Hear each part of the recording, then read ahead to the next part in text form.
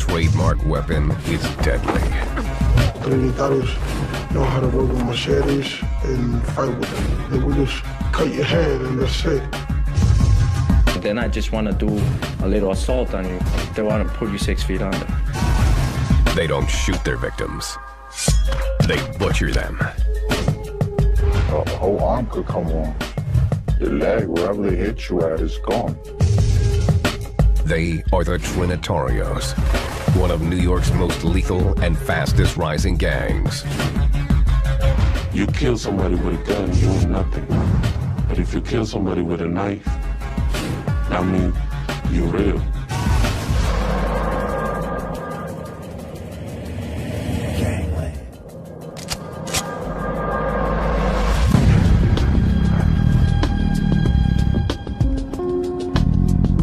The Big Apple. It's filled with some of the world's most familiar landmarks. Broadway, the Empire State Building, the Statue of Liberty. New York is very, very big. You have the business district, the financial market. New York has a shower law for everybody. Far less welcoming is a group of outlaws that call New York City home. A brutal gang, more than 1,000 strong, with roots in the Dominican Republic. They are the Trinitarios. Their goal is to dominate America's largest city. The Trinitarios, they always want to be on top. They want to be on top of Bloods, they want to be on top of Kings, they want to be on top of Nietas. They got to be on top always. The Trinitarios were born and bred in the New York City prison system. Now, they're spreading across the city's 5 boroughs and creeping into nearby Hudson County, New Jersey. They feel the heat in New York and then they come over here. Or if they've committed a crime and they wanted to get away, they'll hide away over here in New Jersey. They've built their violent reputations wielding a simple but grisly weapon. They don't go out there and shoot people. They're mostly machetes. They're slashing people and cutting people. If you hit him and you pull it back, he brings everything out. Blade, a high-ranking Trinitario in one of the New Jersey chapters, fears retaliation for speaking out about the gang. He asked to have his identity concealed.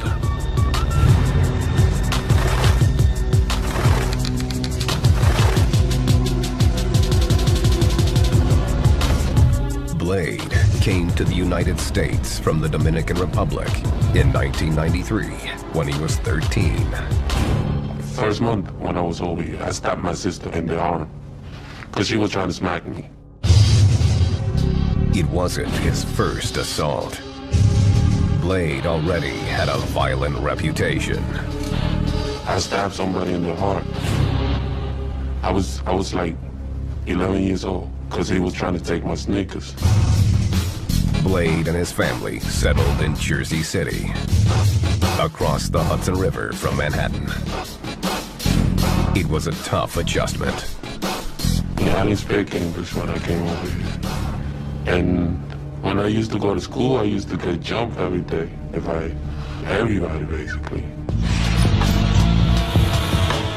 Blade joined the Trinitarios and quickly made his own reputation. The leader of a Latin King went to my block and he threw me a punch. So when he did that, I pulled out the machete. I hit him in the head. Then I hit him like four more times in the arm because he went like that. He got a lot of stitches. He got like 50-something stitches in his head. That kind of one-on-one brutality has shocked even hardened New Jersey cops, like Davis Valdivia. A machete, I'm going to take a limb off, depending on where I swing it. If I swing it at your neck, I'm going to take your neck off. For years, he's seen firsthand how the Trinitarios get up close and personal. With a gun, you can shoot somebody from far away and not even see the person. To stab somebody, you got to get up and close and really to stick somebody. But assaults aren't the gang's only crime. They're definitely in the drug business. They're definitely in the home invasion business, assaults, robberies. They run the gamut, just like any other super gang. The Trinitarios have turf all over the Bronx and the Washington Heights section of Upper Manhattan. Washington Heights is home to many Dominican immigrants and is a transportation hub. 6 bridges, 3 highways, and 3 tunnels are nearby, all allowing for quick access to the entire metropolitan area. It's the perfect setup for drug dealers and gang members on the run, making it difficult for law enforcement to track them. There's going to be a group of people transiting with non-Trinitario area. Okay, I just received information from one of my guys that the person that that is doing the hand-to-hand transaction is coming towards our area now. Thanks to the easy access between New York and New Jersey, the Trinitarios have a lucrative narcotics business in both states. It's so easy to travel from one place to another that if they have a problem with the law enforcement, they'll move to another spot. Well, number one, he's selling drugs on the street, so he gotta go. He's selling cocaine. They could make about 10, 15,000 a day. They doing drugs. They selling drugs. If you owe them money, they're gonna kill you. This gang member, Loco, has also asked to have his identity concealed.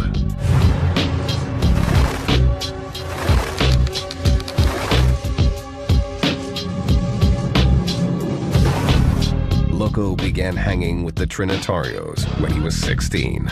I was attracted to them by the way that they used to hang out, money and girls. They used to drink. If you didn't have money, they would give you money to eat, to get whatever you want.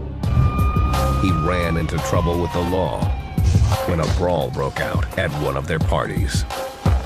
Some three from New York came and stopped that guy 5 times, and from that time, we all got locked up. Loco found himself behind bars for 6 months in the Hudson County Jail.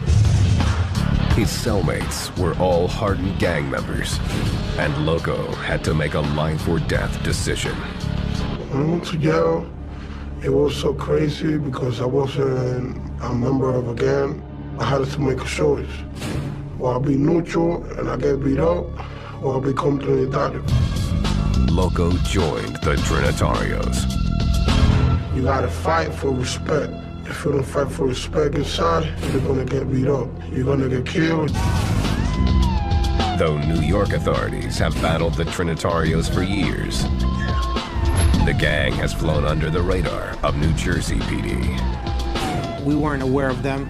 We heard rumblings of them. We heard the names being thrown around, but we didn't know who they were or what they were about. But a savage crime would change everything.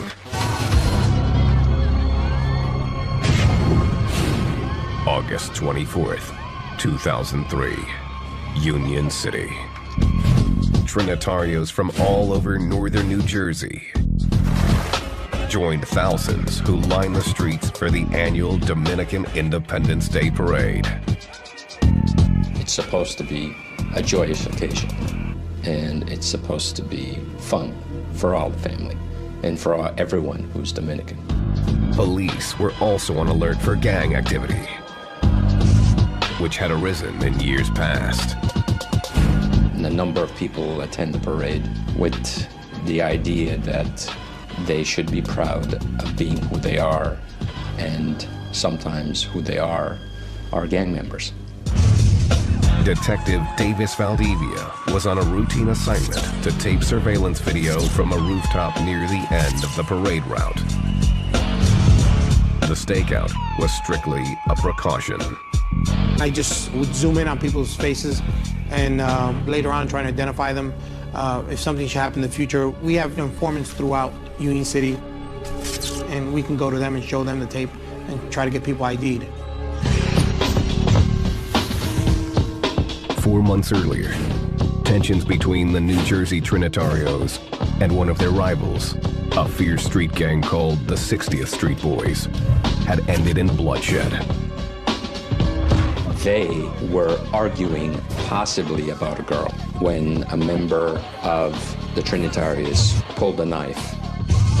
One of the 60th Street Boys took the knife away and pretty brutally stabbed a member of the Trinitarios.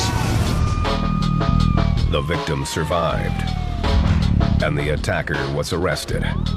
But the New Jersey Trinitarios had yet to exact their revenge. Now, as the parade wound through the streets, Detective Valdivia scanned the crowd with his camera. Suddenly, some new faces caught his attention. There was some individuals in the group that I'd never seen before, and I zoomed in on them. The new gang members turned out to be Trinitarios from New York. 4 months had passed since the 60th Street stabbing, and the New York members were angry that their New Jersey crew hadn't retaliated. The guy from New York, it was like, and you haven't done nothing? So we gonna do something. They kill anybody and they don't care. They had to do this to let everyone know that this is what happens to you when you mess with the Trinitarios. The Trinitarios confronted the 60th Street Boys, but they weren't about to go down without a fight. They challenged the Trinitarios to settle the beef after the parade. The 60th Street local gang basically says, if you want some of this, you know where to find us. The Trinitarios were ready for battle. They met in a nearby schoolyard and planned their revenge. They would execute a coordinated attack on the 60th Street Boys on 60th Street on their own turf. What happened next would put the New Jersey Trinitarios on the map. They definitely made a name for themselves that day. They gotta respect our parade and they gotta respect our colors. And we're Trinitarios, so we're going after them.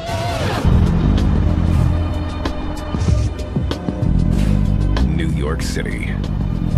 It's the gateway to the United States.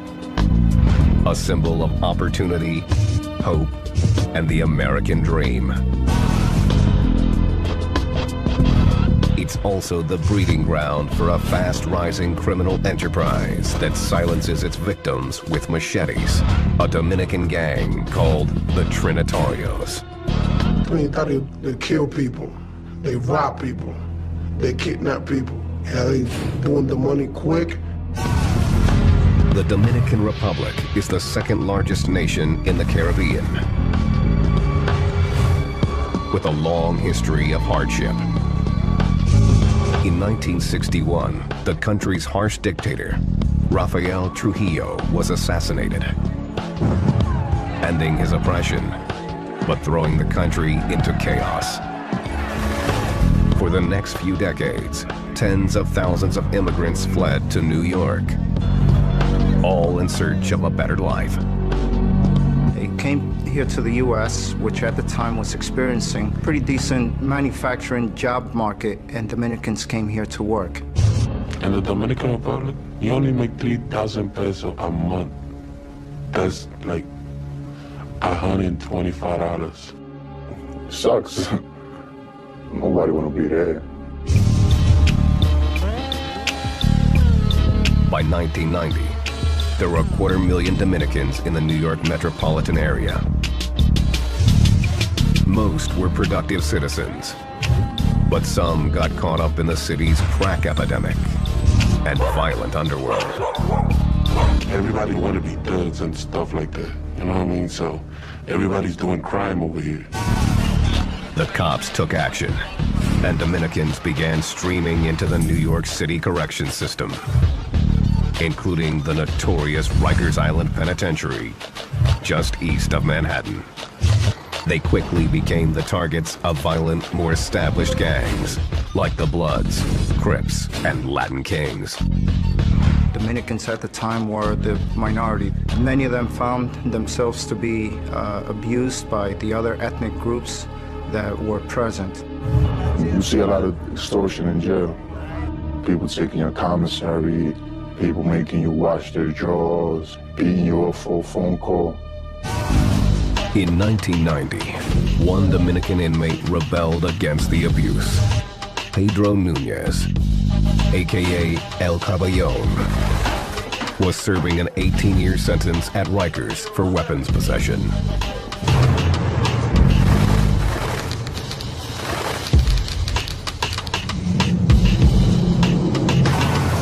El Caballon formed his own gang, Trinitarios, which means Trinity. He took the name from three revered leaders of the Dominican independence movement from Haiti in the 1840s. He saw the abuses that were occurring, and just like Duarte, Sanchez, and Mella saw that the Dominicans were being abused, he felt the same way and started this group with the same name as the founding fathers of the Dominican Republic, the Trinitarios.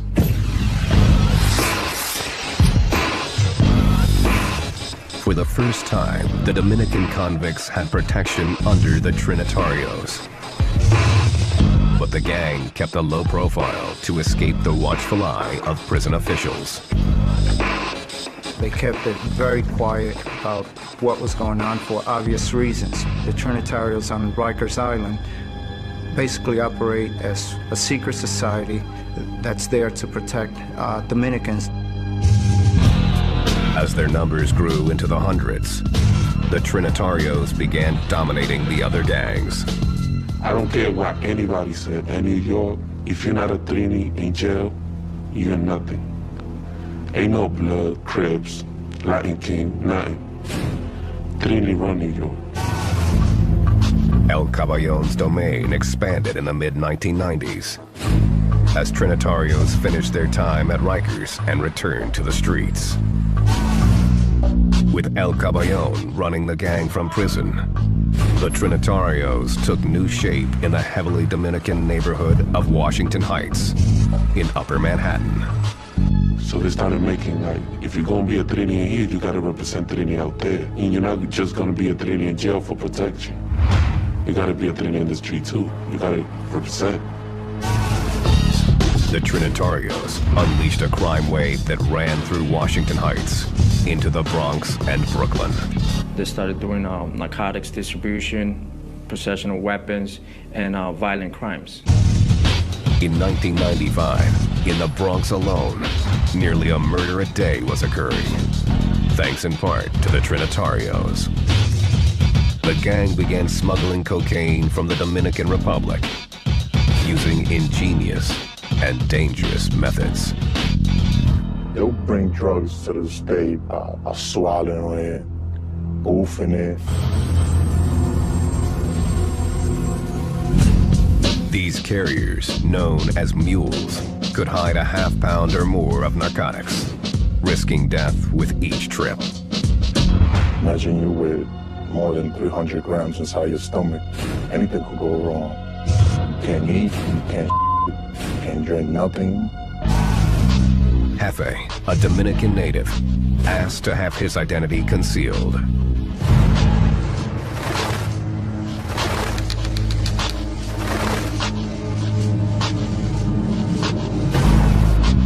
He and his family moved to the Bronx in 1992.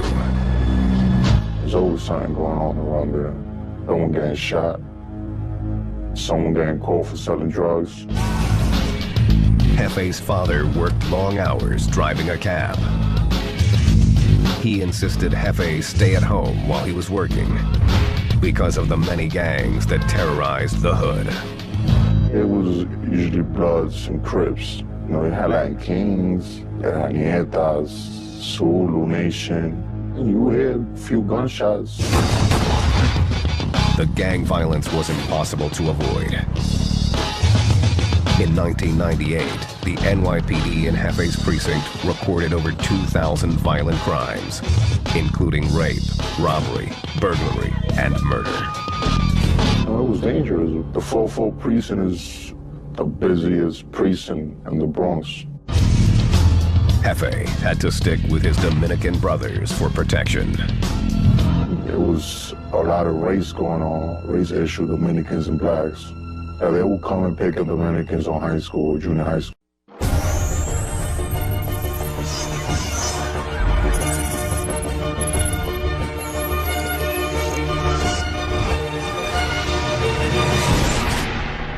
Documentary TV. And we would just retaliate. In 1999, the Trinitarios had hundreds of members in New York City and a brutal reputation that stunned even law enforcement. They had to go to the extreme to prove themselves to the other gangs that they could compete with them in the streets or drug sales. They attacked their rivals with machetes, common weapons in the Dominican Republic, but rarely seen in this urban jungle. We used to carry a machete in our pants, our book bag, our sleeves. Wherever we could have fit it, we would have carried it. Armed, dangerous, and in control of New York, the Trinitarios were anxious to expand their territory. They found it right across the Hudson River. For years, New Jersey had attracted Dominicans who craved the advantages of the city, but with a lower cost of living. All it took was one Trinitario, and New York's inner-city gang epidemic spread like a virus into the suburbs of New Jersey. It started only by one person in Bayonne, and then from Bayonne, it got all the way up to Union City and West New York. The New York members began mentoring their New Jersey counterparts. They didn't have a structure at the moment, so they started helping them and teaching them how to do the stuff, how to sell their own guns, manufacture their own drugs. As the gang became more organized, so did its drug trade. The power of the Trinitarios was spreading fast. They go through the George Washington Bridge, so they transport the drugs from New York to Jersey City, and then from Jersey City they spread it up north. New recruits were easily found in local high schools. Blade joined his sophomore year, then dropped out of school to focus on his new family. When I became a Trini, it was all about taking care of people. You needed money for rent, we there. Like, nobody wanted to mess with Trini. Their ruthless use of crude, store-bought machetes made it even more obvious that the Trinitarios meant business. Loco witnessed one fight that drove the point home. So there was 9 kids trying to fight with them. So I seen some guy that just grabbed a machete and tried to cut off his arm. He hit him a few times that his arm was falling down. Loco was inspired by the gang's fearlessness. The drug money was an added bonus. I used to sell drugs. I felt like I was doing something wrong, but I liked the money. By 2003, the Trinitarios had more than 100 members in northern New Jersey alone. Though the gang had long been in the sights of New York City PD, their growing numbers were still a secret across the Hudson. It would take a cold-blooded killing before New Jersey authorities got the message. And it was so quick. I mean, it was just like wildfire. It just started spreading all over Hudson County.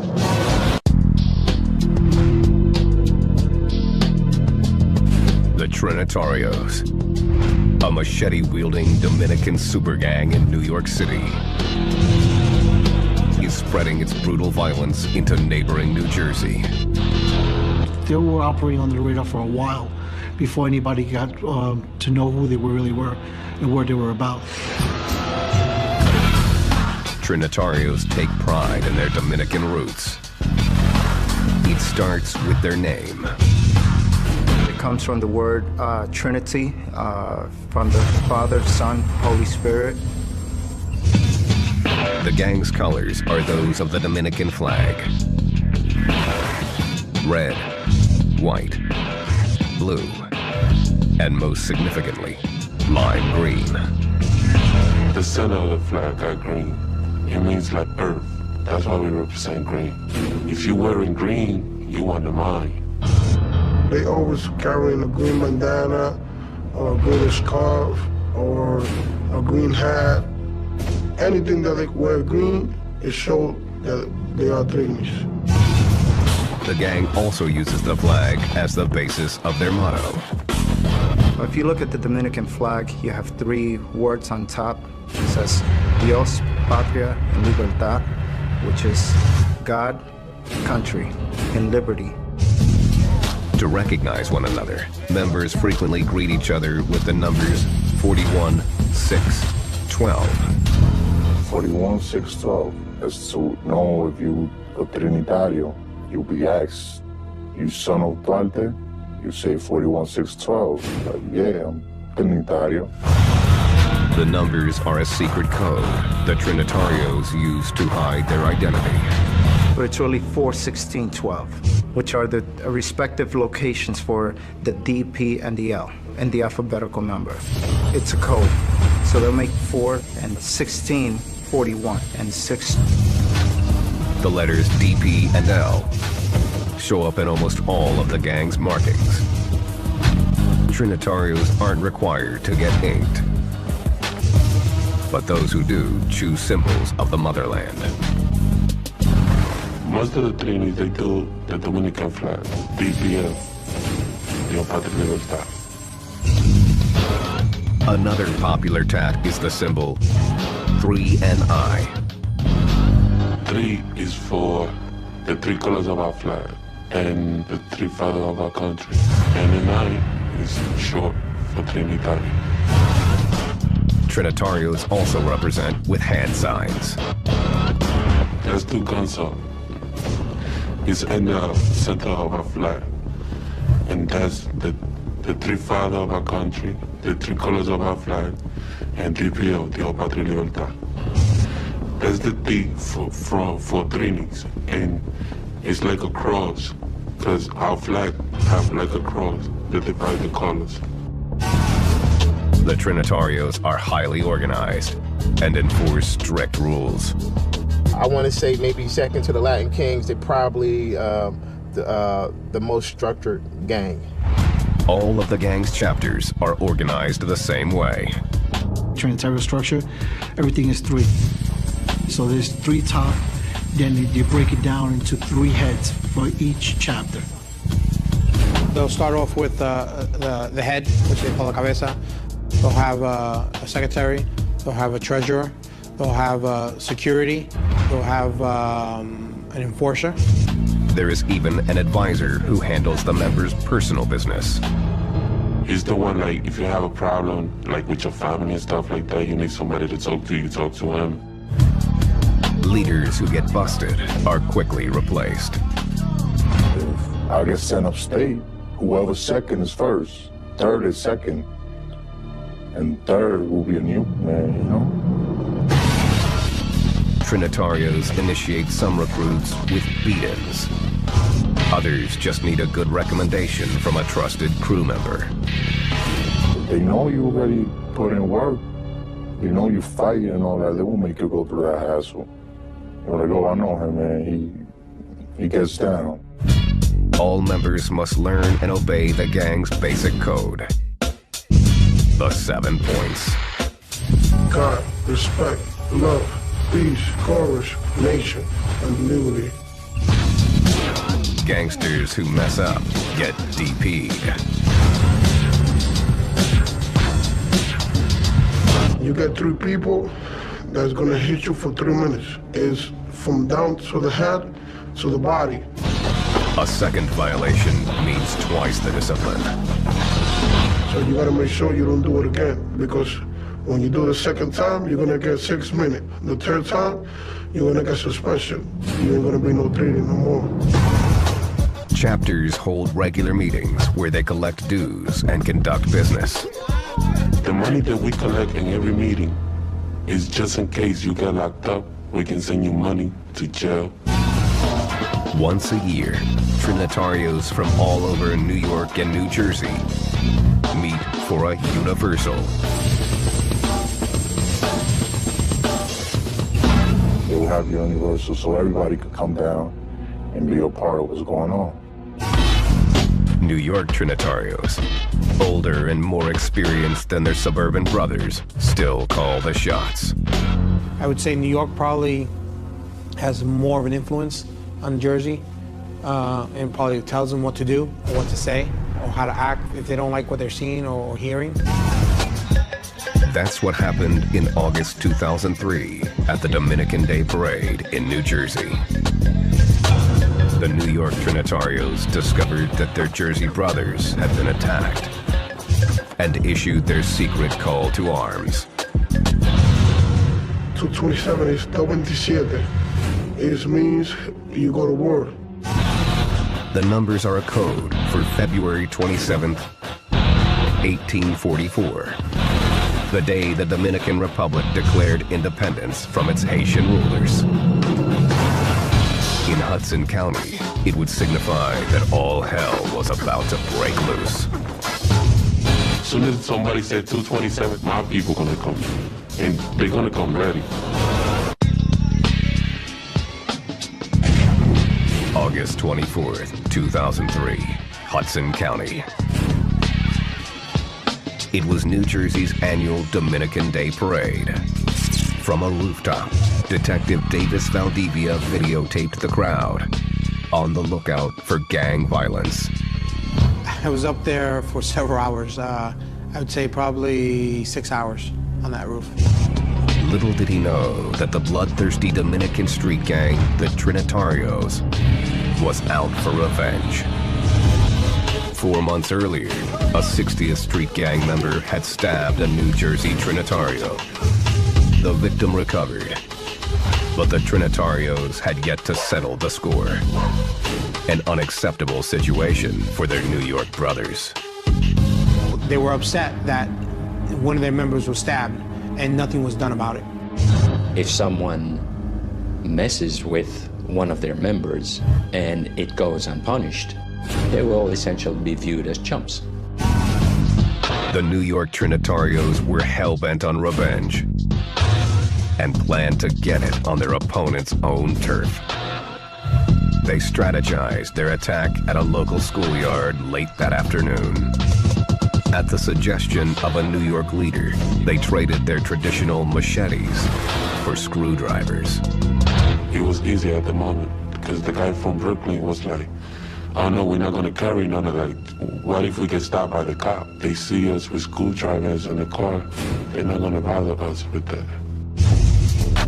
They sharpened the tips for good measure. They armed themselves with those screwdrivers, ripped clothing apart that were rags in the trunk of the car, and wrapped it around the handle. If there's cloth on the handle, your hand won't slip when you stab someone with it, and you're never going to leave fingerprints. The gang was prepared for cold-blooded murder. You can't really slice anybody with a screwdriver. I mean, it's only one purpose is to jab and puncture. 2 carloads of Trinitarios headed straight for the heart of the 60th Street Boys territory in West New York. They found what they were looking for at the corner gas station at 60th Street and Broadway. The Trinitarios confronted 21-year-old Jameer Brown, who was an associate of the gang. Once they approached him, they asked for an individual by the name of Munchi. And that's the same individual that had words with them during the parade. Munchi was nowhere in sight, but Brown stood up for his friend to the bloodthirsty mob. He responds to them saying he's not here, and if you have a problem with him, you have a problem with me. The Trinitarios pulled out their screwdrivers. Someone ran up to him and stabbed him. And then they were all over him, stabbing him. Brown went down instantly. One of his friends, a 16-year-old, tried to break up the assault. One individual of the 60th Street Boys actually went to his aid, and he wound up getting stabbed in the forearm. Jameer's friend was able to escape and ran to alert police. He suffered a severe stab wound and would later need 19 stitches, but he survived the attack. Jameer Brown was not so lucky. The screwdrivers had ripped through a crucial artery. The Trinitarios scattered, leaving Jameer Brown essentially dying on the street. Brown died at a local hospital 90 minutes later. The murder sent a clear message from the Trinitarios to its many rivals. You do something to one of my peoples, I'm gonna do something to you. That's what we gotta do to be known, so we can get our respect. If you mess with one of them, you're gonna mess with all of them. It also sent a message to New Jersey police, who finally realized the Trinitarios were in their own backyard. That was the first time that I actually heard of Trinitarios.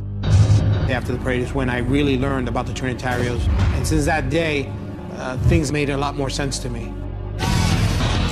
New Jersey PD immediately started hunting down the attackers and managed to catch 3 of them that night. By morning, Detective Valdivia was already interrogating one of the suspects, Trinitario Alex Colon. He showed Colon surveillance video of the parade. He sat there, viewed the videotape, and I recall him pointing to the individuals that I zoomed in on. He would say, that's the one of them, and that's so-and-so. He was there, and he was in the car, and he just went on and on. On November 25th, 2003, police in New York City and Hudson County made 5 more arrests. A 6th suspect was arrested a few weeks later. 2 more were in custody by March 2004. The charges included murder, aggravated assault, and unlawful possession of weapon. Among those charged were 2 alleged high-ranking Trinitario leaders, 22-year-old Ricardo Osorio of New York and 21-year-old Pablo Molina of New Jersey. The prosecution's case was coming together. I counted about 56 witnesses that were possibly going to testify if needed. Prosecutors also had a star witness. Alex Colon, the gangster who identified suspects on the parade videotape, was in jail facing a murder charge. He was cooperating with the prosecution against the Trinitarios in the hopes of receiving a reduced sentence. Colon gave us a nice big picture. He could point to all the parties. But Colon would never make it to the stand. Our case seemed as if it would fall apart.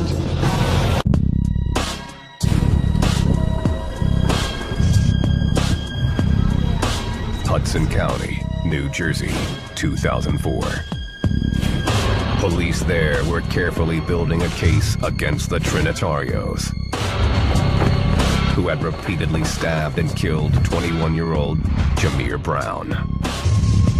Screwdrivers, a lot of which were described as scary and old and rusty.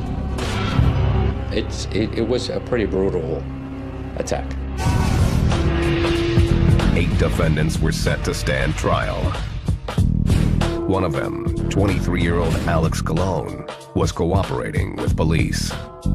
He provided quite a bit of information.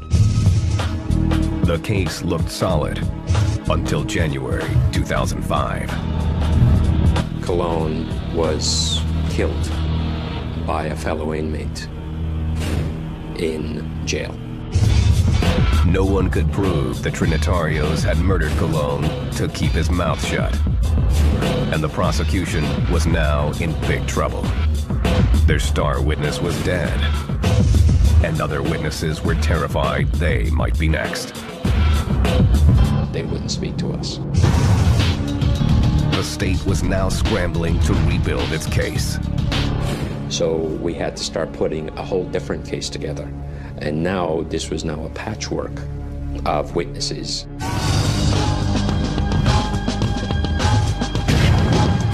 January 5th, 2006.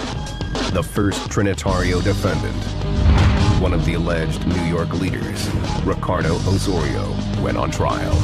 18 days later, the jury convicted him of conspiracy to commit homicide. In May, the second defendant, Ramon Almonte, also went on trial. This time, Detective Davis Valdivia, who had taped the Dominican Day Parade where the fight began, took the stand as an expert witness. I was able to show motive. I was able to show why they would respond the way they did. Almonte was also found guilty of conspiracy to commit homicide. He and Osorio received sentences of up to 20 years in prison.